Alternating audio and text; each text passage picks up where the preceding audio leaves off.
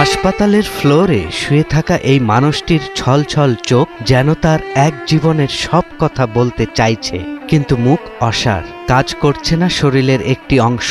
Mugda general হাসপাতালের ফ্লোরে স্থান পাওয়া এই ব্যক্তির নাম শওকতুজ্জামান।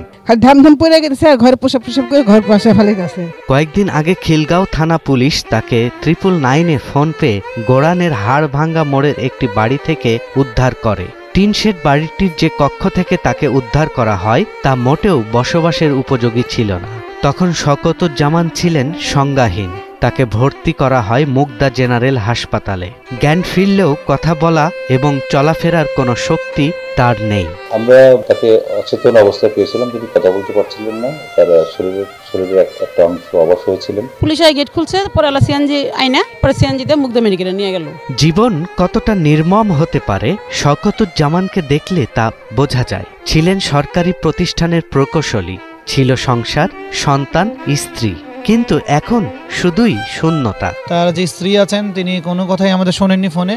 অবশেষে উনি ফোনটা বন্ধ করে দেন একটা পর্যায়ে। তার ভাইয়ের নাম্বার জোগাড় করে তার ভাইকে ফোন দেওয়া হয়েছিল। একটা পর্যায়ে সে আমাদের গালিগালাজ করা শুরু করে এবং বলে তাকে বিষ খাইয়ে মেরে ফেলতে। এই ধরনের কথা তারা বলে। কিছুক্ষণ পরে তাদের সাথে যোগাযোগ করা সম্ভব হয়নি। তিনি যে এলাকায় ভাড়া থাকতেন সেই এলাকার মানুষ বলছেন শওকতুজ্জামান দীর্ঘদিন ধরে খিলগাঁও এলাকায় একাই ভাড়া থাকতেন। সবার সাথেই তিনি ভালো আচরণ করতেন, তবে তার অসুস্থতার বিষয়ে স্ত্রী, সন্তান, আত্মীয় স্বজনদের সাথে যোগাযোগ করা হলেও তারা কেউ কোনো রকম সাড়া দেননি। কেউ আসে নাই। উনার একটা বাইক না ফোন দিয়েছিল, যে কি জানি উনি আমার মামা হয়। তাই আমি বললাম যে উনার কোনো ছেলে মেয়ে নাই।